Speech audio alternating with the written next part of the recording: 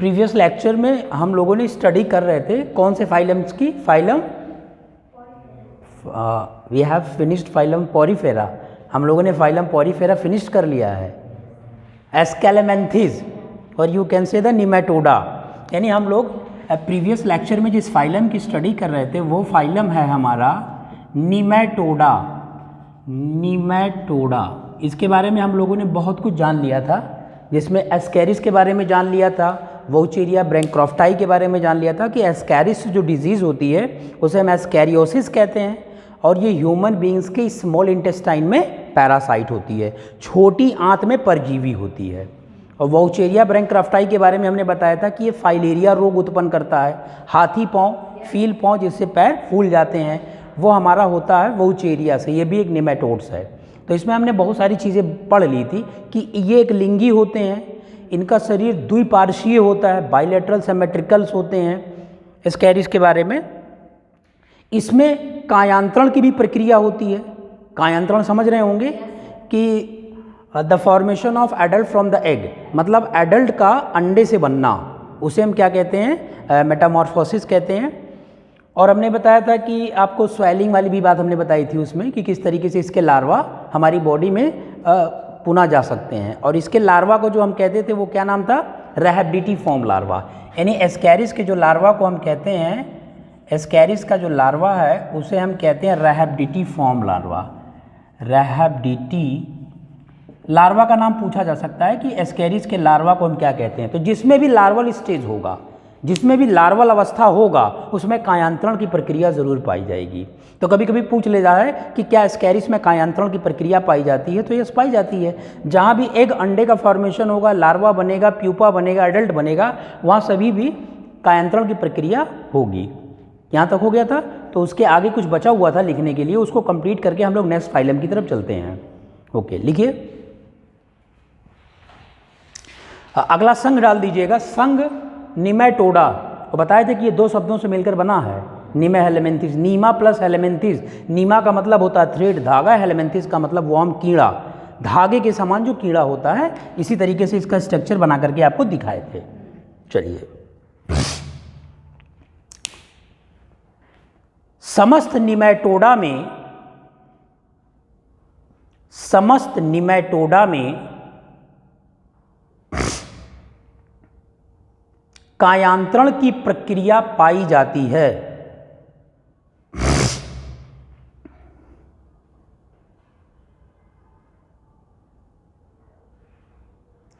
कायांतरण की प्रक्रिया पाई जाती है। एस्केरिस से होने वाले रोग को, एस्केरिस से होने वाले रोग को एस्कैरियोसिस, एस्कैरियोसिस हिंदी में ही लिख लीजिए। एस्केरिस से होने वाले रोग को एस्कैरियोसिस कहते हैं।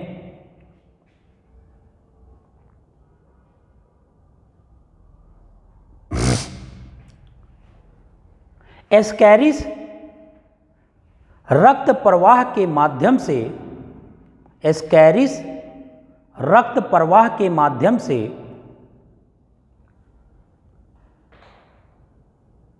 शरीर के किसी भी अंग में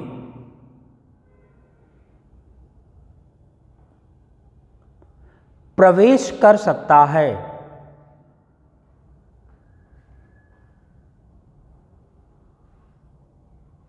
तथा उस अंग को क्षतिग्रस्त भी कर सकता है।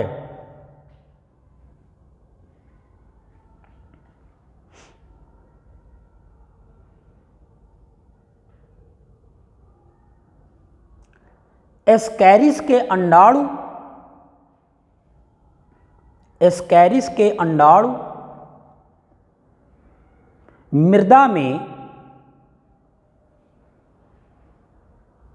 मृदा में निषेचित होकर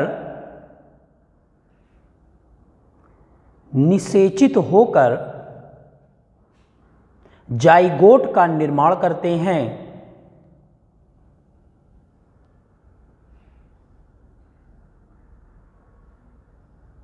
ये जाइगोट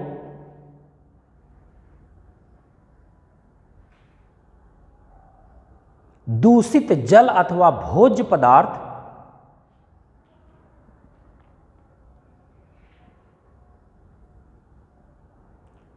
ग्रहण करने से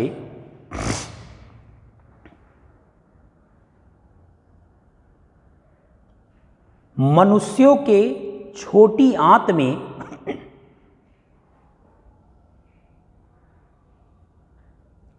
प्रवेश कर जाते हैं,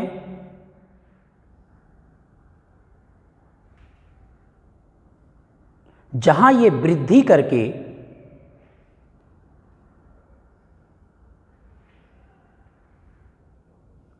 वयस्क एस्कैरिस में परिवर्तित हो जाते हैं। वयस्क मतलब एडल्ट, वयस्क एस्कैरिस में परिवर्तित हो जाते हैं।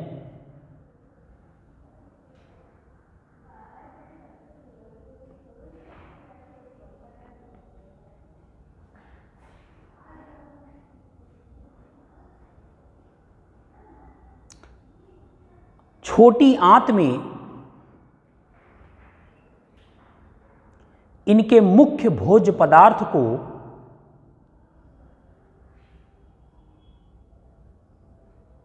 काइम अथवा काइल, कल बताए थे, काइम अथवा काइल,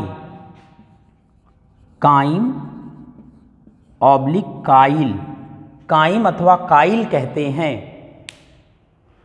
तो ये भी प्रश्न पूछा जाता है कि एस्कैरिस के भोजन को कहते हैं, तो बहुत सारे भोजन का नाम दे देगा, तो काइम या काइल इसके भोज्य पदार्थ को हम कहते हैं एस्कैरिस के।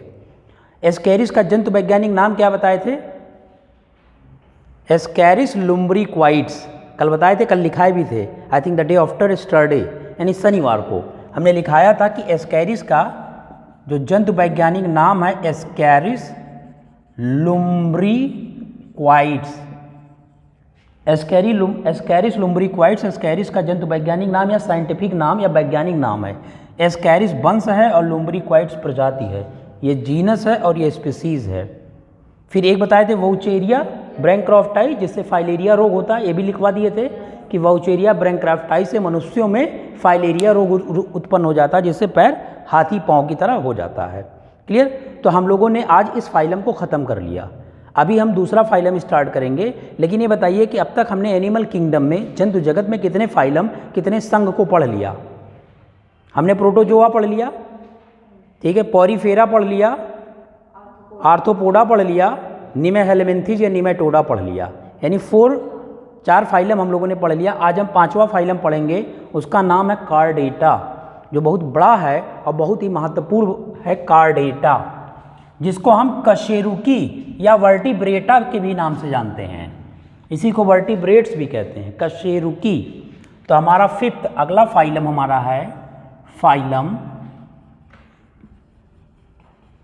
Chordata, phylum Chordata. अगला हमारा फाइलम है कॉर्डेटा। इसी कॉर्डेटा को हम वर्टिब्रेटा भी कहते हैं, वर्टिब्रेटा, वर्टिब्रेटा भी कह दीजिए, वर्टिब्रेटा। वर्टिब्रेटा क्यों कहते हैं? क्योंकि इसमें वर्टिब्रा कॉलम होता है, रीढ़ की हड्डी पाई जाती है। क्लियर? ये इसकी विशेषता होती है कार्डेटा की। लेकिन बहुत सारे अभी अपवाद हैं, जब हम इसका वर्गीकरण करेंगे तो बहुत सारे अपवाद भी आएंगे।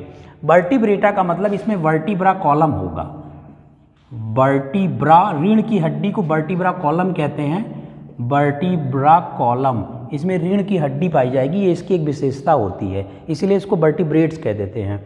और कुछ को हम इनवर्टिब्रेट्स कहते हैं, इसको हम कशेरुकी कहते हैं। वर्टिब्रेट्स का मतलब कशेरुकी, जिसमें कशेरुकी दंड पाया जाए, रीढ़ की हड्डी पाया जाए, और अकशेरुकी जिसमें रीढ़ की हड्डी या कशेरुकी दंड ना पाया जाए, उसे हम अकशेरुकी कहते हैं। तो अकशेरुकी भी होते हैं और कशेरुकी भी होते हैं। तो हम अगला फाइलम कार्डेटा पढ़ने जा रहे हैं, लेकिन इस कार्डेटा को सबसे पहले हम लोग वर्गीकृत कर लेते हैं। एक चार्ट बनाने हम जा रहे हैं यहाँ पे, कार्डेटा को कैसे कैसे इसको डिवाइड किया गया है, किन किन वर्गों में, किस किस सुपर क्लासेस में, किस किस उपसंघों में, वो सारी चीज़ें हम यहाँ पे पहले पढ़ लेते हैं, एक चार्ट बना लेते हैं, फिर हम आगे कार्डेटा के बारे में आपको बताते हैं। तो हमारा जो संघ है, फाइलम है कार्डेटा, लेकिन अब हम इसमें पढ़ने जा रहे हैं कार्डेटा का वर्गीकरण, classification of chordata, classification of chordata, chordata का वर्गीकरण। कार्डेटा को सबसे पहले मुख्य रूप से 2 वर्गों में विभाजित किया गया है। कार्डेटा को सबसे पहले 2 क्लासेस में डिवाइड किया गया है। क्लास माने वर्ग, 2 वर्ग में विभाजित किया गया है कार्डेटा को। एक को हम कहते हैं, एक वर्ग को हम कहते हैं आक्रैनिया और दूसरे वर्ग को हम कहते हैं क्रैनिया वर्ग, क्रैनिया वर्ग। तो सर्वप्रथम कार्डेटा को 2 वर्गों में विभाजित किया गया है, आक्रैनिया और क्रैनिया। अब देखो आक्रैनिया, क्रैनिया का मतलब होता है क्रैनियल नर्व, कपालीय तंत्रिका, ये कपाल, ये जो हमारा कपालीय तंत्रिकाएं हैं, इसका मतलब ये हुआ कि आक्रैनिया में कपाल नहीं होते हैं। कपाल मतलब स्कल, ये खोपड़ी। आक्रैनिया है तो इसमें ये एब्सेंट होंगे और इसमें कपाल प्रेजेंट होंगे। मतलब इसकी विशेषता ये होगी प्रेजेंस ऑफ स्कल, स्कल माने कपाल होता है, ये कपाल जो खोपड़ी है, और इसमें इसकी विशेषता ये होगी एब्सेंस ऑफ स्कल। इसमें नहीं, इसमें एब्सेंस होगी, इसमें एब्सेंस होगी, एब्सेंस ऑफ स्कल, और इसमें प्रेजेंस होगी, प्रेजेंस ऑफ स्कल। क्लियर? आ है, आ का मतलब इसमें नहीं पाया जाएगा, और क्रेनिया इसमें प्रेजेंस होगी, इसमें खोपड़ी उपस्थित होगी नहीं होगी और इसमें खोपड़ी उपस्थित होगी। तो इस वर्ग में ऐसे जीव आएंगे जिसमें स्कल पाया जाता है, खोपड़ी पाया जाता है, तो हम लोगों में भी खोपड़ी पाया जाएगा, तो देखा जाएगा तो हम लोग इसी वर्ग से बिलोंग करेंगे, इस वर्ग से बिलोंग नहीं करेंगे। अच्छा, फिर आगे चल करके इस वर्ग को, आक्रैनिया वर्ग को 3 उपसंघों में बांटा गया, 3 सब फाइलम में डिवाइड किया गया। इसको आगे चल करके 3 उपसंघ में डिवाइड कर दिया गया, 3 सब फाइलम, उपसंघ, क्योंकि इसका फाइलम तो कार्डेटा ही है, इसका संघ कार्डेटा है। आगे चल करके आक्रैनिया वर्ग को 3 उपसंघों में विभाजित किया गया। एक को हमने कह दिया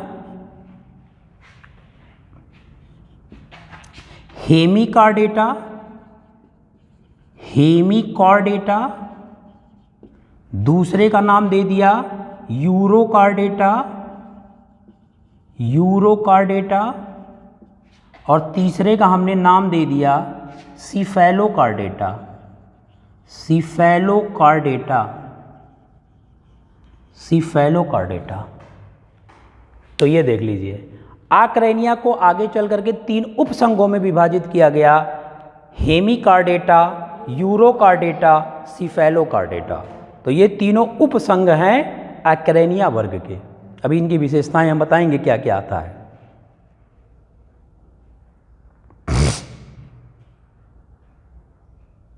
क्लियर? आगे ये जो हमारा क्रैनिया है, इसको आगे चल करके फिर इन्होंने 2 भागों में विभाजित कर दिया, 2 सुपर क्लासेस में डिवाइड कर दिया, या 2 सब संघ में विभाजित कर दिया, 2 सब फाइलम में इन्होंने आगे चल करके इसको विभाजित कर दिया। इसको इन्होंने 3 उपसंघों में विभाजित किया, इसको इन्होंने 2 सब फाइलम में डिवाइड कर दिया। एक का इन्होंने नाम दे दिया एग्नेथा,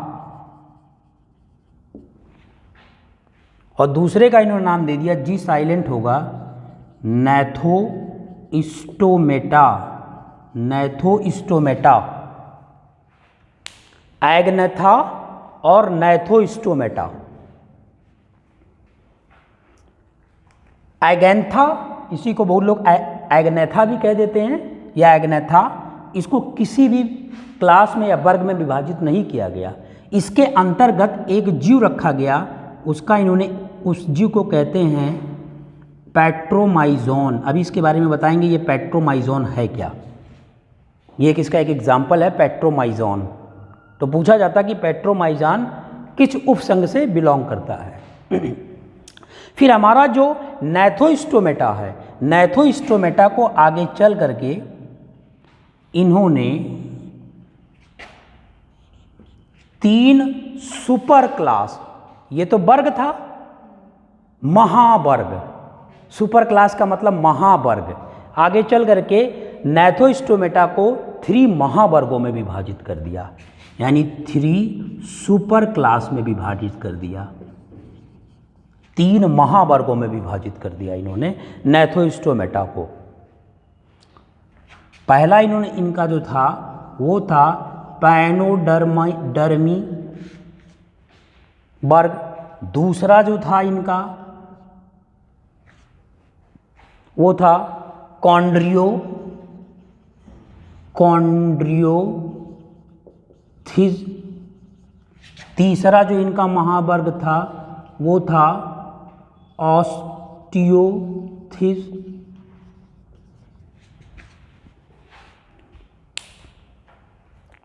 पैनोडर्मी, कॉन्ड्रियोथिस, ऑस्टियोथिस, ये 3 महावर्गों में इन्होंने विभाजित कर दिया।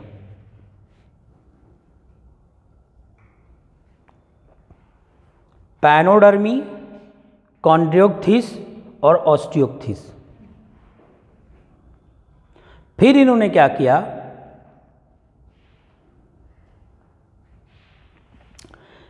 कि ये जो हमारा ऑस्टियोथिस था,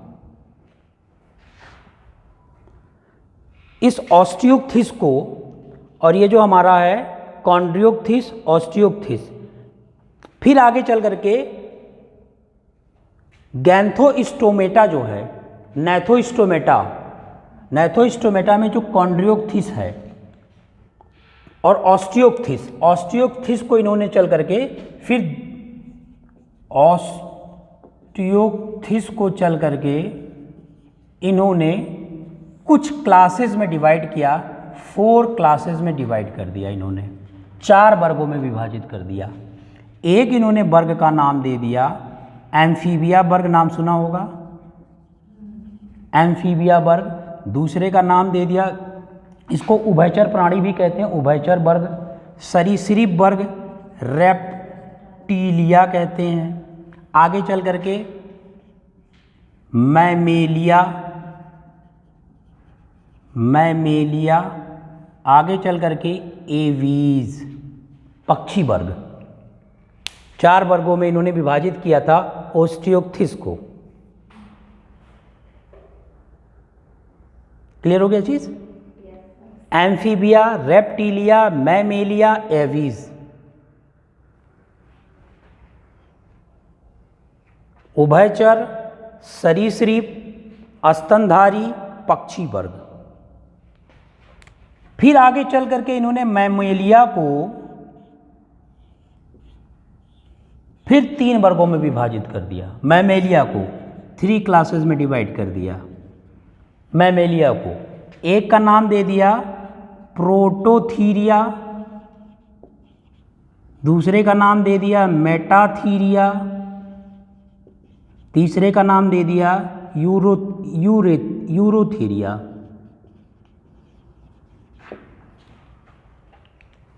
या इसी को हम यूथीरिया भी कह देते हैं, यूथीरिया। तो आगे चल करके इन्होंने मैमेलिया को, स्तनधारी वर्ग को 3 विशेष वर्ग में विभाजित कर दिया, प्रोटोथीरिया, मेटाथीरिया, यूथीरिया। लेकिन ये जो 3 वर्ग थे ये इसके उपवर्ग थे, ये इसके सब क्लास थे। 3 सब क्लासेस में इन्होंने डिवाइड किया, प्रोटोथीरिया, मेटाथीरिया और यूथीरिया। ठीक, आइए हम आ जाते हैं पैनोडर्मी पर। जो हमारा पैनोडर्मी है इसमें ऐसे मछलियों को रखा गया है जो एक्सटिंक्ट कर गई हैं, जो विलुप्त हो गई हैं। इसमें इसके जो एग्जाम्पल होंगे वो ऐसे फिशेस के होंगे जो एक्सटिंक्ट कर चुकी हैं, एक्सटिंक्ट फिशेस, विलुप्त हुई मछलियों को रखा गया है। जैसे मैलिटस, इसका एक एग्जाम्पल हो जाएगा मछली का मैलिटस। मैलिटस ये एक फिश है। ये मछलियाँ विलुप्त हो गई हैं, मीन्स पैनोडर्माई में विलुप्त हुई मछलियों को रखा गया है, जो मछलियाँ विलुप्त हो गई हैं। अब ये हमारा जो है कॉन्ड्रियोक्थिस, कॉन्ड्रियोक्थिस में भी ऐसे जीवों को रखा गया है, ऐसे इन तीनों में कुछ ना कुछ जीव आ रहे हैं। और ये जो हमारा कॉन्ड्रियोक्थिस है, इस कॉन्ड्रियोक्थिस में ऐसे मछलियों को रखा गया है जो मछलियाँ, जैसे एक एग्जाम्पल अगर हम देखें तो एक को हम कहते हैं dog fish. Dog fish, dog fish को हम और किस नाम से जानते हैं? Shark fish. इसी को हम शार्क फिश कहते हैं। और शार्क फिश एक ऐसी मछली है जो बच्चे पैदा करती है, अंडे नहीं देती है। दूसरे हमारा एग्जाम्पल है टॉर्पीडो। टॉर्पीडो, इसी टॉर्पीडो को हम इलेक्ट्रिक फिश कहते हैं, करंट वाली मछली कहते हैं। अगर इसको छुएंगे तो ऐसा लगेगा कि जैसे करंट मार दिया है। क्लियर? इसको हम टॉर्पीडो कहते हैं। अच्छा, ये जो हमारा ओस्टियोथिस है, ठीक है, ओस्टियोथिस है, इस ओस्टियोथिस को हम एक तरीके से और इसको क्लासीफाई कर सकते हैं। जैसे इसको 4 वर्गों में विभाजित किया गया है, तो इसकी एक विशेषता ये होती है कि ये जो 4 वर्ग आए हैं, ये सभी ज़्यादातर मोस्टली 4 पैरों वाले होते हैं। जो 4 पैरों वाले होते हैं तो हम इसको टेट्रापोडा भी कह सकते हैं। टेट्रापोडा, टेट्रापोडा भी कह सकते हैं। टेट्रा का मतलब होता है 4 पाद वाले, 4 पैर वाले।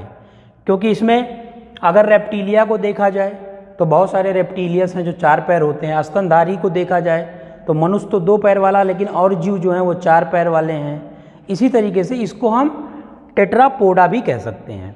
तो ये हमारा जो है वो क्लासिफिकेशन ऑफ कार्डेटा है। कार्डेटा को कैसे कैसे हम लोगों ने इसको विभाजित किया हुआ है। तो यहाँ तक का एक कॉन्सेप्ट क्लियर हुआ। उसके बाद में जो हमारा हेमिकॉर्डेटा है, हेमिकॉर्डेटा, यूरोकॉर्डेटा और सिफेलोकॉर्डेटा। हेमिकॉर्डेटा का जो एग्जाम्पल होगा वो हमारा एक बहुत अच्छा एग्जाम्पल है, उसको हम कहते हैं बैलेनोग्लासस। ये समुद्री जीव होता है, बैलेनोग्लासस। तो बैलेनोग्लासस हेमिकॉर्डेटा का एक अच्छा उदाहरण है। अच्छा, इसको हेमिकॉर्डेटा क्यों कहते हैं? हेमिकॉर्डेटा इसलिए कहते हैं कि ये हाफ कार्डेटा है, आधा कार्डेटा इसको माना जाता है। ये पूर्ण रूप से कार्डेटा नहीं है। या इसको हम कह सकते हैं कि कशेरुकी और अकशेरुकी के बीच की ये कड़ी है। Hemichordata is the connective link between chordates and, और you can say the it is the connective link between vertebrates and invertebrates. मतलब ये कशेरुकी और अकशेरुकी के बीच की कड़ी को हम कहते हैं हेमिकॉर्डेटा। ये पूर्ण रूप से कार्डेटा नहीं है, हाफ कार्डेटा है। तो इसमें ये समुद्री जीव आएगा बैलेनोग्लासस। अगला है यूरोकॉर्डेटा। यूरोकॉर्डेटा का हमारा एक अच्छा एग्जाम्पल होता है, उसे हम कहते हैं हर्डमानिया। हर्डमानिया,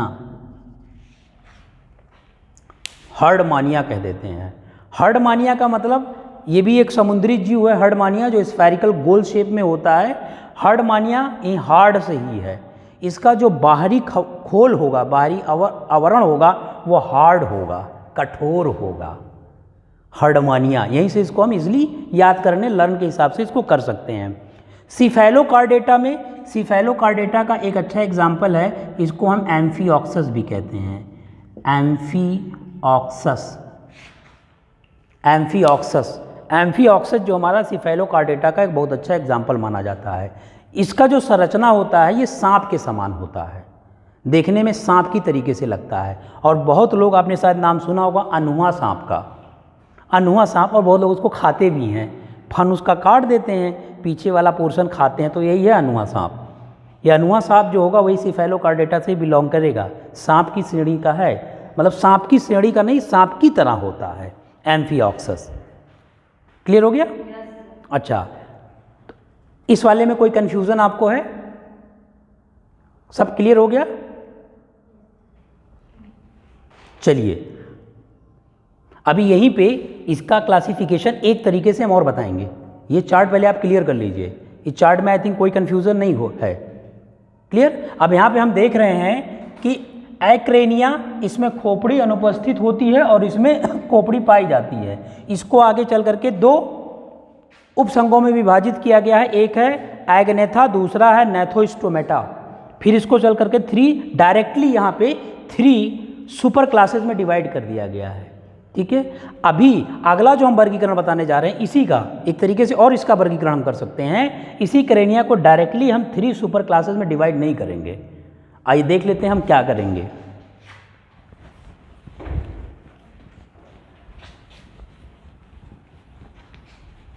ये जो हमारा क्रेनिया है, यानी कार्डेटा को 2 वर्गों में बांटा गया, एक तो एक्रेनिया है, दूसरा क्रेनिया है। ठीक है, ये जो हमारा क्रेनिया है, क्रेनिया, इस क्रेनिया को आप देख रहे हैं 2 सब फाइलम में डिवाइड किया गया है। 2 उप सब फाइलम में 2 उपसंघों में डिवाइड किया गया है। एक हमारा जो उपसंघ है वो है एगनेथा, और दूसरा जो हमारा उपसंघ है वो है, जी साइलेंट है, नेथोस्टोमेटा। यहाँ तक आप देख रहे हैं। अब यहीं से इसकी कहानी थोड़ी दूसरी तरीके से हो जाएगी। इसमें भी जो एग्जाम्पल आएंगे, एगनेथा को किसी भी वर्ग या किसी भी उपसंघों में अब विभाजित नहीं किया गया है। इसका एक एग्जाम्पल अभी हम इस पर डिस्कस करेंगे। इसका नाम है पेट्रोमाइजोन पे अभी डिस्कस करेंगे हम। लेकिन यहाँ इसके वर्गीकरण को आप देख लेते हैं, ये आगे कैसे वर्गीकृत होगा। एक तरीका तो ये था वर्गीकरण का, हमने यहाँ पे बता दिया। अब क्योंकि अलग अलग साइंटिस्टों ने अलग अलग वर्गीकरण का मत दिया है, कई लोगों ने। तो किसी लोगों ने डायरेक्टली, जो एंशियंट टाइम, प्राचीन समय की हम बात की जाए तो प्राचीन समय में इसी तरीके से वर्गीकरण कर दिया गया। फिर जब मॉडर्नाइज युग हुआ, साइंस बहुत एडवांस हुआ, तो इसके वर्गीकरण को थोड़ा और अच्छा बनाया गया और अच्छे से किया गया। नेथोस्टोमेटा को इन्होंने क्या किया कि सबसे पहले इन्होंने नेथोस्टोमेटा को यहाँ पे इन्होंने डायरेक्टली 3 सुपर क्लास में डिवाइड कर दिया। उसने क्या किया था कि इसको 2 सुपर क्लास में डिवाइड किया। इसको 2 सुपर क्लास का मतलब होता महावर्ग। नेथोस्टोमेटा को 2 महावर्ग में विभाजित किया। पहला वर्ग इसने दे दिया पीसेज का, जिसमें मछलियाँ आती हैं। पीसेज में एक वर्ग है हमारा, और इसको इन्होंने महावर्ग नाम दे दिया पीसेस को। अब ये वर्ग नहीं, ये महावर्ग हो गया। और दूसरा इन्होंने कर दिया टेट्रापोडा, जो भी हमने बताया था, टेट्रापोडा का मतलब जिसमें 4 पैर वाले जीव आएंगे। ठीक, फिर इन्होंने क्या किया कि ये जो हमारा पीसेज है, इस पीसेज को इन्होंने 3 वर्गों में विभाजित कर दिया, क्योंकि पीसेज तो एक महावर्ग है। इसको इन्होंने फिर आगे चल करके 3 क्लास में डिवाइड कर दिया। अब यहाँ देखो, डायरेक्टली इन्होंने क्लास लिख दिया था। अब यहाँ पे इन्होंने पीसेज में ये क्लासेस दिखा दिए, पहला क्लास हो गया पैनोडर्मी, दूसरा क्लास हो गया कॉन्ड्रियोथीज, तीसरा इनका क्लास हो गया ऑस्टियोथीज। इस तरीके से इन्होंने विभाजित कर दिया। देख रहे हैं, थोड़ा सा इनमें मॉडर्नाइज क्लासिफिकेशन ये है आधुनिक युग का। इन्होंने क्या किया कि नेथोस्टोमेटा को 2 महावर्गों में विभाजित किया, पीसेस और टेट्रापोडा। फिर आगे चल करके पीसेस को 3 वर्ग में विभाजित कर दिया, पैनोडर्मी, कॉन्ड्रियोथीज और ऑस्टियोथीज। अब बच रहा हमारा टेट्रापोडा। अब इन्होंने क्या किया, ये जो इधर इन्होंने वर्गीकरण अभी किया था, टेट्रापोडा को फिर इन्होंने क्या किया कि 4 वर्गों में विभाजित कर दिया।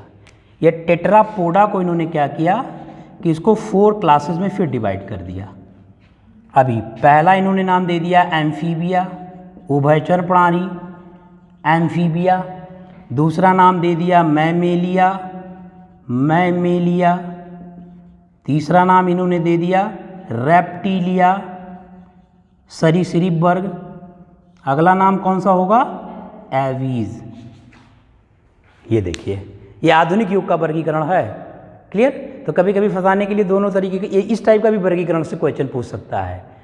तो हमने आधुनिक भी वर्गीकरण देख लिया और प्राचीन भी वर्गीकरण देख लिया। इस टाइप का इन्होंने वर्गीकरण दे दिया कि टेट्रापोडा में इन्होंने क्या किया कि 4 पाद वाले 4 पैर वाले जीवधारियों को रख दिया, लेकिन इसमें बहुत सारे अपवाद भी रखे हैं। जैसे बहुत सारे एम्फीबिया आप हैं तो ये पैर वाले होंगे, क्लियर। जैसे मेढक है तो इसका जो एग्जाम्पल है एम्फीबिया का अगर आप देखें तो इसका एग्जाम्पल फ्रॉग आ जाएगा, मेढक आ जाएगा। मैमेलिया में तो बहुत सारे आ जाएंगे, ह्यूमन मनुष्य आ जाएगा, काऊ आ जाएगा, बहुत सारे आ जाएंगे इसमें। रेप्टिलिया में देखो बहुत सारे आ जाएंगे, जैसे सांप है, क्रोकोडाइल है, मगरमच्छ भी इसी में आ जाएगा, मगरमच्छ भी सरीसृप है। एवीज में तो सारे बर्ड्स आ जाएंगे, एवीज में सारे बर्ड्स आ जाएंगे। और यहाँ पे इन्होंने जो पीसेस को 3 वर्गों में विभाजित किया, इसमें सारी मछलियाँ आ जाएंगी। तब देखो मछलियों के लिए मछली को खुद एक इन्होंने महावर्ग बना दिया और मछलियों वालों को लेकर के फिर इन्होंने 3 वर्गों में विभाजित कर दिया। अभी जो 3 वर्ग हैं में इसमें सभी मछलियाँ ही आएंगी। जैसे इसमें कौन सी मछली आएगी, जो विलुप्त हो चुकी मछली है, जैसे मैलिटस एक विलुप्त हुई मछली है, तो पैनोडर्मी में सारे विलुप्त वाली मछलियों का अध्ययन किया जाएगा इस वर्ग में। कॉन्ड्योक्थिस में किसका अध्ययन किया जाएगा, जैसे शार्क फिश, और शार्क फिश को हम क्या कहते हैं, डॉग फिश भी कहते हैं, क्लियर। इसका अध्ययन किया जाएगा। और इसी में और क्या आ जाएंगे, हमारे शार्क फिश में टॉर्पीडो भी आ जाएगा, इलेक्ट्रिक फिश भी आ जाएगी, मछली वाली फिश आ जाएगी, क्लियर। फिर ऑस्टियोसिस में भी विशेष प्रकार की मछलियों को रखा गया, जैसे स्कोलियोडॉन, ये भी एक विशेष प्रकार की फिश है, ठीक। अच्छा, हमने आपसे कहा था कि अभी हम पेट्रोमाइजॉन पे स्टडी करेंगे। ये पेट्रोमाइजॉन, तो एग्नाथा जो है हमारा एक पेट्रोमाइजॉन है। इसमें बड़ा कंट्रोवर्सी ये रहता है, मतभेद रहता है कि पेट्रोमाइजॉन एक्चुअल में है क्या। ये भी समुद्रों में पाया जाएगा, ये भी जलीय जीव है, लेकिन ये है क्या, मगरमच्छ है कि सांप है कि मछली है। ये मछली की कैटेगरी से बिलोंग करता है। ईल मछली देखें, ईल मछली का नाम सुना होगा। एक मछली होती है उसको बोलते हैं ईल फिश के समान होता है ये, क्लियर। और इसी पेट्रोमाइजॉन को एक नाम और कहते हैं, वैम्पायर भी कहते हैं इसी को। कभी कभी पूछ लेता है वैम्पायर किस फिश को कहते हैं, या वैम्पायर किसे कहते हैं। वैम्पायर जानते हैं, चमगादड़ को इंग्लिश में वैम्पायर कहते हैं, जो खून चूसता है। तो ये एक विशेष प्रकार की मछली है, जो इसके संपर्क में आएगा उसको पकड़ के उसके खून ही चूसने लगेगा, जस्ट लाइक चमगादड़ की तरीके से, वैम्पायर की तरीके से। इसीलिए पेट्रोमाइजॉन को वैम्पायर कहते हैं, चमगादड़ कहते हैं। कई बार पूछा गया है तो 4 विकल्प दे देगा कि इसमें चमगादड़ किसे कहते हैं, वैम्पायर किसे कहते हैं, जो वैम्पायर की तरीके से खून चूसता है, किस वर्ग में आता है, किस में आता है। तो ये पेट्रोमाइजॉन है, इसी पेट्रोमाइजॉन को वैम्पायर कहते हैं। वैम्पायर का मतलब चमगादड़, उसी तरीके से ये अपने भोजन को ग्रहण करता है जैसे चमगादड़ करता है, इसीलिए इसको वैम्पायर कहते हैं। तो ये मॉडर्न क्लासिफिकेशन आपने देखा कैसे कैसे इन्होंने कर दिया, बहुत सारी चेंजिंग हुई मॉडर्न क्लासिफिकेशन में, क्लियर। इसको इन्होंने टेट्रापोडा को 4 वर्गों में विभाजित कर दिया, पीसेस को इन्होंने एक अलग महावर्ग बना दिया, और उसमें मछलियों को रख दिया, लेकिन मछलियों को अलग अलग वर्गों में रखा। इसी 3 वर्ग में सारी मछलियों को रख दिया, जितनी भी प्रकार की मछलियाँ होती हैं इसी में रख दिया। जैसे ऑस्टियोथिस है, ये हमारी जो मछलियाँ ये है, इसमें अब ये तो इसमें जो होगा पैनोडर्मा में, इसमें तो विलुप्त होने वाली मछलियाँ होंगी। कॉन्ड्योक्थिस में हमने बता दिया आपको, जैसे शार्क मछलियाँ होंगी। शार्क जो है वो एक विविपैरस है, अंडे देने वाली मछलियाँ हैं। स्कोलियोडॉन है। लेकिन जो ऑस्टियोथिस है, ये इसमें ऐसी मछलियों को रखा गया जो साधारण नदियों में पाई जाती हैं, जो साधारण पोखरों में पाई जाती हैं। इसमें इस प्रकार की मछलियों को रखा गया, जैसे रोहू मछली है, मंगुर मछली है, कतला मछली है। मंगुर मछली को कैटफिश भी कहते हैं, मांगुर जो होती है उसको कैटफिश भी कहा जाता है। जैसे इसको हम डॉगफिश कहते हैं, ऐसे मांगुर को हम कैटफिश कहते हैं। इन सब मछलियों को ऑस्टियोथिस में रखा गया। ये साधारण मछलियाँ होती हैं, हर जगह पाई जाएंगी, नदियों में पाई जाएंगी, जरूरी नहीं कि इनके लिए हमको समुद्र में जाना पड़े। तो ये साधारण टाइप की मछलियाँ होती हैं, जैसे रोहू है, कतला है, झींगा है, आपका मंगुर है, पढ़ीना है, नाम सुना ही होगा। जितनी भी साधारण मछलियाँ मार्केट में देखते हैं, उन सभी को जिस वर्ग में रखा गया है, ओस्टियोथिस वर्ग में रखा गया है। इसमें साधारण वाली पाई जाएंगी, लेकिन इसमें बड़ी खतरनाक वाली मछलियाँ पाई जाएंगी। नील व्हेल भी इसी में आ जाएगी, शार्क भी, जितने बच्चे देने वाली मछलियाँ, क्योंकि नील व्हेल सबसे बड़ी स्तनधारी है बच्चे देने वाली, ठीक है, इसी में आ जाएगी। और इसमें तो ऐसे मछलियों का अध्ययन किया जाएगा जो विलुप्त हो चुकी हैं। पिराना मछली का नाम सुना होगा, पिराना, इसी मछली पे एक मूवी भी निकली हुई है पिराना मूवी करके। उस मछलियों में बड़े बड़े जबड़े होते थे, और जबड़े में बड़ी बड़ी दांत होते थे, जबकि साधारण मछली में आप नहीं देखेंगे दांत होते। जैसे रोहू, उसमें बहुत बड़े बड़े दांत नहीं देखेंगे, लेकिन उसमें इतने बड़े बड़े दांत होते हैं, हम लोगों से भी बड़े बड़े दांत होते थे। तो उसके कांटेक्ट में अगर जीव आता था तो उसको काट लेते थे ये लोग, खा लेते थे उसको। अगर 8-10 मछलियाँ किसी एक आदमी के ऊपर लिपट गई पानी के अंदर तो उसको मार डालेंगी काट करके। तो ये भी एक हमारी एक्सटिंक्ट कर चुकी है, ये भी मर चुकी है मछली, अब ये भी इस पृथ्वी पे है नहीं। तो ऐसी मछलियों का अध्ययन हम इसमें करते हैं, जैसे पिराना है, मेलिटस है, इस सब का हमने एग्जाम्पल दिया। एक मछली और होती है, बहुत छोटी मछली होती है, उसको हम कहते हैं गम्बूजिया मछली। गम्बूजिया नहीं सुना होगा। जब भी गम्बूजिया मछली को तो अभी भारत देश में लाया गया है ना, ये बाहरी मछली है, इस देश में नहीं होती है, ये विदेशों में मछलियाँ पाई जाती हैं। लेकिन अभी जब मलेरिया का प्रकोप बढ़ गया था, डेंगू फीवर का प्रकोप बढ़ गया था, तो गम्बूजिया मछली को ला करके नदियों में, तालाबों में और जगहों पे डाला गया था।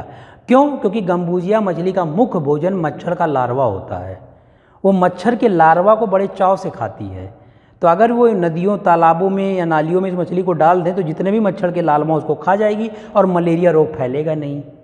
तो इंडिया देश में अभी आई थिंक 8-10 दिन पहले या 15 डेज पहले गम्बूजिया मछली को ला करके बहुत सारे तालाबों में डाला गया है।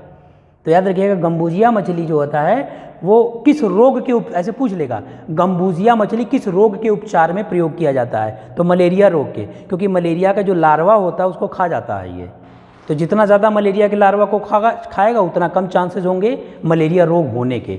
गम्बूजिया लिख दे रहे हैं ताकि याद रहे, गम्बूजिया मछली, गम्बूजिया फिश, ये एक ऐसी मछली है जो विदेशों में पाई जाती है और ये मलेरिया के लार्वा को, यानी मच्छर के लार्वा, जो भी मलेरिया रोग के लार्वा होते हैं उस लार्वा को खाता है।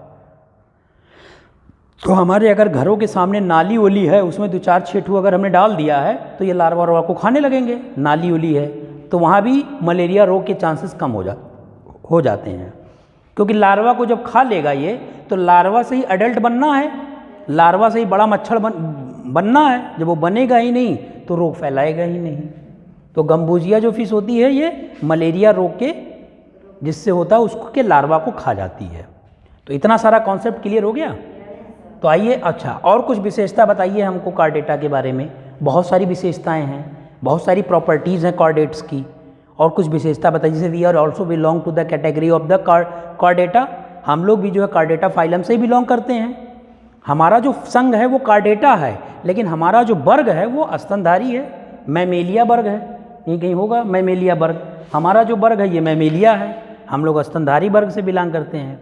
क्लियर हो गया। लेकिन हमारी कुछ विशेषता बताइए, जैसे जितने भी स्तनधारी होंगे उनके शरीर पे बाल होंगे, ठीक है, मैमेरी ग्लैंड होंगे, स्तन ग्रंथियाँ विकसित होंगी, ठीक है, रीढ़ की हड्डी पाई जाएगी, स्वर्ण यंत्र पाए जाएंगे, सुनने की क्षमता उनके अंदर पाई जाएगी, जबड़े पाए जाएंगे, जबड़ों में दांतें विन्यासित होंगी, खोपड़ी पाई जाएगी, स्कल पाई जाएगी।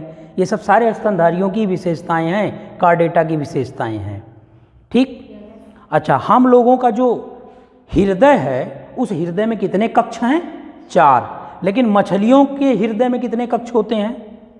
जैसे, हाँ 2, सही कहा आपने। जैसे ये पीसेस है, मछली है, तो जितनी भी मछलियाँ होंगी, जितने भी पीसेस वर्ग में आएंगे, इनका जो हार्ट होगा वो 2 चैम्बर होंगे, 2 कक्ष होंगे इनके हार्ट में।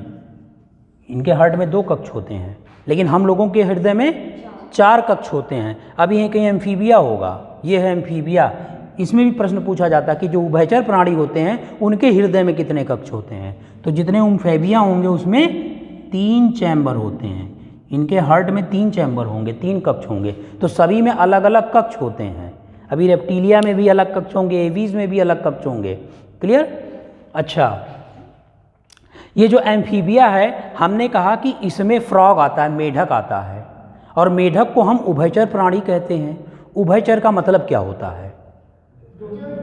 दोनों जगहों पे रह ले, जैसे जल में भी रह ले और स्थल में भी रह ले। सामान्यतः हम किसी से भी पूछते हैं या ज़्यादातर हम किताबों में भी यही चीज़ देखते हैं कि उभयचर का मतलब ये हुआ कि जो जल में भी वास कर ले और स्थल पे भी वास कर ले। यही उभयचर होता है। लेकिन वैज्ञानिक मत के अनुसार इसकी कुछ और ही परिभाषा है उभयचर की। उभयचर का मतलब ये होता है कि ऐसे जीव जिनको निषेचन क्रिया के लिए जल की आवश्यकता होती है उसे हम उभयचर प्राणी कहते हैं। जिनको फर्टिलाइजेशन के लिए जल की आवश्यकता होती है उसे निषेचन कहते हैं। कभी अंडे को आपने मेढक के अंडे को देखा होगा पानी में तैरते हुए। मेढक के जो अंडे होते हैं वो पानी में ही तो रहते हैं और वहीं से स्पर्म आ करके उस अंडे से फ्यूज़ हो जाता है और वहीं जाइगोट बनता है। धीमे धीमे चल करके वहीं मेढक का लार्वा बनता है। मेढक के लार्वा को टैडपोल लार्वा कहते हैं। वो आगे चल करके टैडपोल लार्वा में परिवर्तित होकर के बड़ा मेढक बन जाता है। तो जितने भी एम्फीबियाँ होंगे उनमें निषेचन क्रिया आंतरिक होगी या बाह्य होगी? बाहरी होगी, क्योंकि पानी में निषेचित हो रहा है। लेकिन हम लोगों में जो निषेचन क्रियाएं होंगी आंतरिक होंगी। लेकिन एम्फीबिया में, मेढक में जो निषेचन क्रिया होगी वो बाह्य होगी। तो उभयचर का मतलब ये हुआ कि ऐसे जीव इसके अंतर्गत आते हैं। उभयचर का तात्पर्य होता है कि जिनको निषेचन क्रिया के लिए जल की आवश्यकता हो। अगर इनके सामने जल नहीं है तो इन्हें निषेचित नहीं होंगे और एक नया जीव नहीं बनेगा, एक नया मेढक नहीं बनेगा, क्योंकि आप आंतरिक निषेचन तो है नहीं। मादा जो मेढक होगी वो अपने अंडे को जल में त्याग देगी। आप देखेंगे भी बरसात के दिनों में अंडे ऐसे फूल फूल करके वाइट वाइट कलर करके इधर उधर तैरते रहते हैं और उसी में नर जो मेढक होगा अपने स्पर्म को भी उस वाटर में त्याग देगा और वो स्पर्म जा करके उसके अंडे से फ्यूज़ कर जाएगा, मिल जाएगा और जब मिलेगा तो जाइगोट बनेगा। जाइगोट बन करके भ्रूण का निर्माण कर लेगा, आगे चल करके एक बड़ा मेढक बन जाएगा। तो उभयचर की साइंटिफिकली तरीके से एक्चुअल परिभाषा यही है कि ऐसे जीव जिनको निषेचन क्रिया के लिए जल की आवश्यकता पड़ती है उसे हम उभयचर कहते हैं। लेकिन सामान्यतः हमने भी बहुत सारी किताबों में पढ़ा है, ये भी एक तरीके से ये भी सही है, ये भी लॉजिकली है कि जो जल और स्थल दोनों स्थानों पे रह ले उसे हम एम्फीबिया कहते हैं। लेकिन एक्चुअल में इसका डिफिनेशन यही है। तो जो जल और स्थल दोनों पे रहेगा तो उसके अंदर गिल भी होगा, क्लोम भी होंगे, श्वसन के लिए गिल भी होगा और फेफड़ा भी होगा, दोनों होंगे इसके अंदर। क्यों? क्योंकि जब इसका लार्वा, मेढक के लार्वा को हम क्या कहते हैं? फ्रॉग के लार्वा को, मेढक के लार्वा को हम कहते हैं टैडपोल लार्वा। टैडपोल लार्वा, ये मेढक के लार्वा को कहते हैं। जब मेढक थोड़ा सा बड़ा होगा, जब उसका अंडा जाइगोट बनेगा, जाइगोट बनकर बड़ा होगा, टैडपोल लार्वा में परिवर्तित हो जाएगा। तो इसका टैडपोल लार्वा तो पानी से बाहर आ नहीं सकता है, इसको पानी में ही रहना है। तो ये श्वसन करेगा गिल के द्वारा, गिल्स के द्वारा ये श्वसन करेगा, इसमें गिल्स हो जाएंगे। लेकिन जब यही एडल्ट हो जाएगा, बड़ा हो जाएगा, तो इसके शरीर में लंग्स डेवलप कर जाएंगे, फेफड़ा बन जाएगा। तो जब ये जल में होता है तो गिल के माध्यम से श्वसन करता है और जब ये जल के बाहर होता है तो लंग्स, फेफड़ों के माध्यम से श्वसन करता है। क्लियर हो गई चीज़? तो आइए कुछ विशेषताएं लिख देते हैं कार्डेटा के बारे में। आपने हेडिंग डाली लिया होगा, कार्डेटा लिख लेते हैं। कार्डेटा को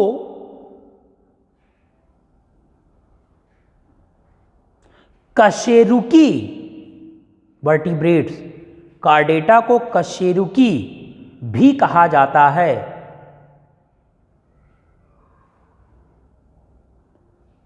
क्योंकि इनमें कशेरुकी दंड, वर्टिब्रा कॉलम, क्योंकि इनमें कशेरुकी दंड पूर्ण विकसित होता है।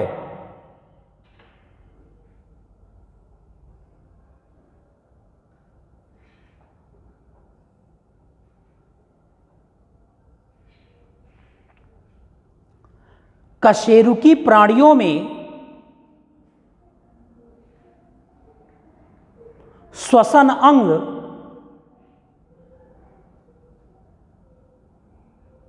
मुख्यतः त्वचा, गिल्स अथवा फेफड़े हो सकते हैं।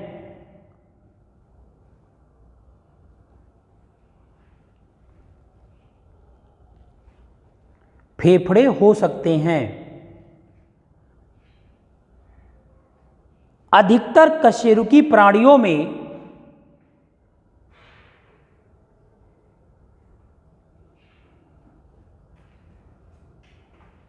मस्तिष्क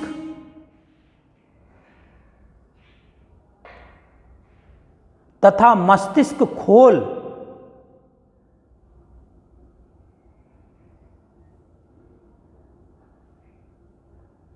पूर्ण विकसित होते हैं।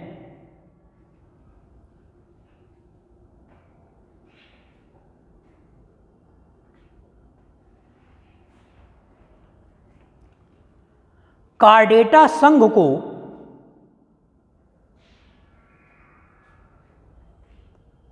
मुख्य रूप से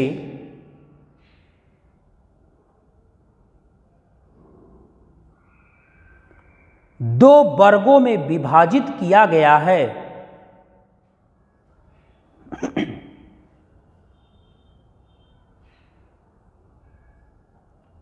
जिसे आक्रैनिया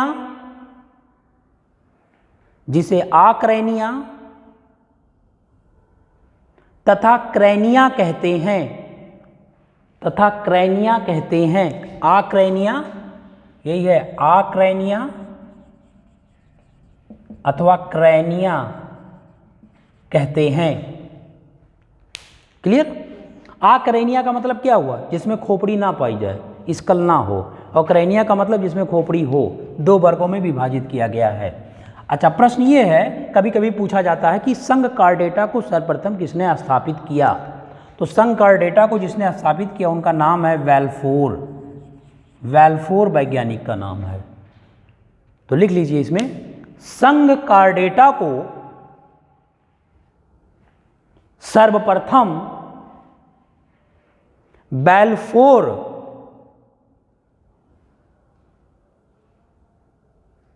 नामक वैज्ञानिक ने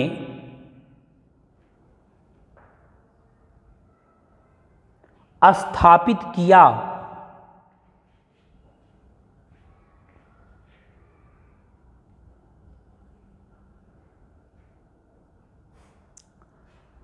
आक्रैनिया वर्ग में ऐसे जीव आते हैं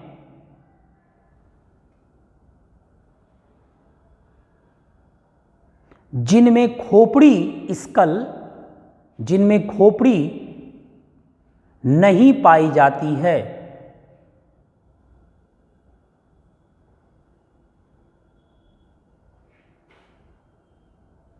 इस वर्ग को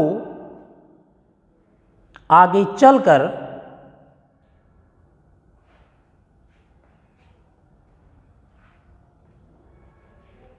तीन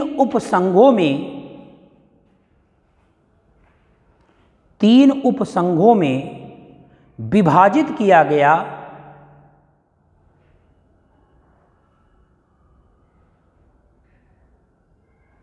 जिसे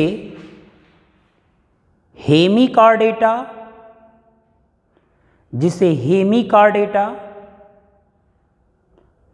यूरोकार्डेटा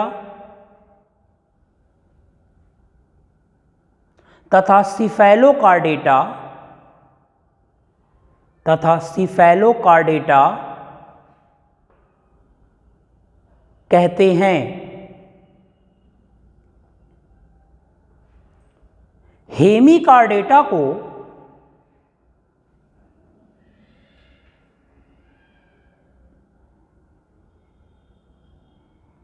आधा कशेरुकी, हाफ वर्टिब्रेट्स, आधा कशेरुकी कहा जाता है, क्योंकि इनमें कशेरुकी प्राणियों के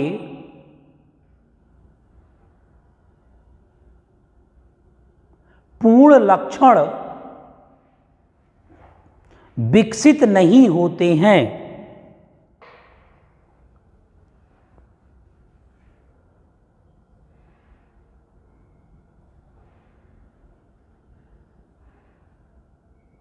जैसे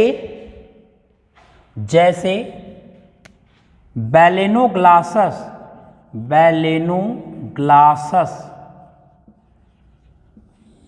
जैसे बैलेनोग्लासस, इस उपसंघ का एक अच्छा उदाहरण है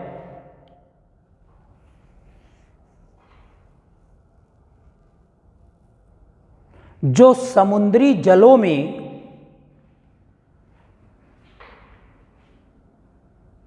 निवास करता है,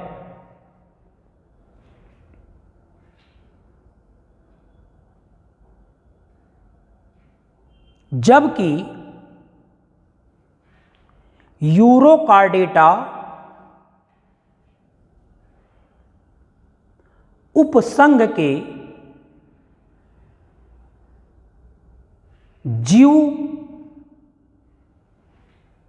कठोर होते हैं।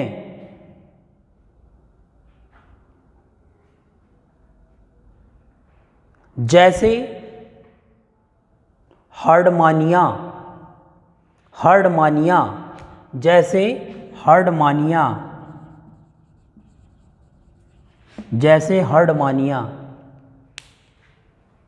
तथा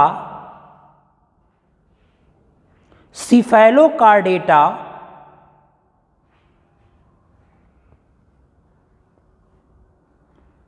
के अंतर्गत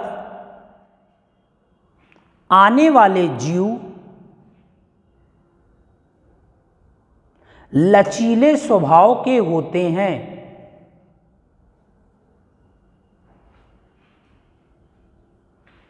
जैसे एम्फीऑक्सस,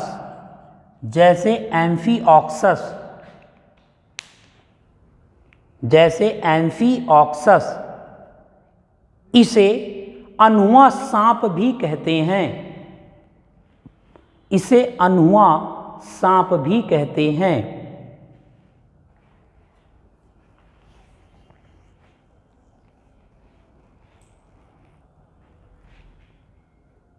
क्लियर हो गया?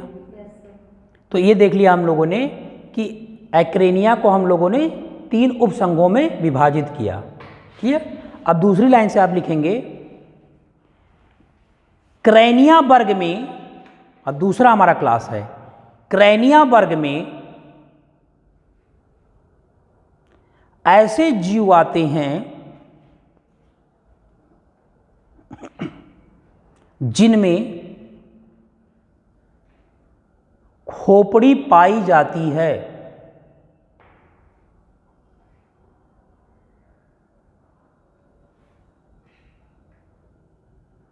अर्थात क्रैनिया वर्ग के अंतर्गत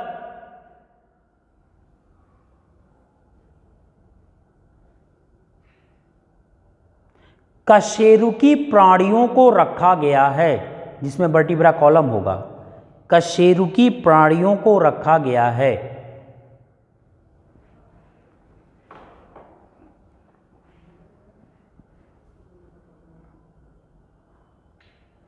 तो आई थिंक आज के लिए हम इतना रहने देते हैं। तो the rest part of the chapter we will start tomorrow. ठीक है?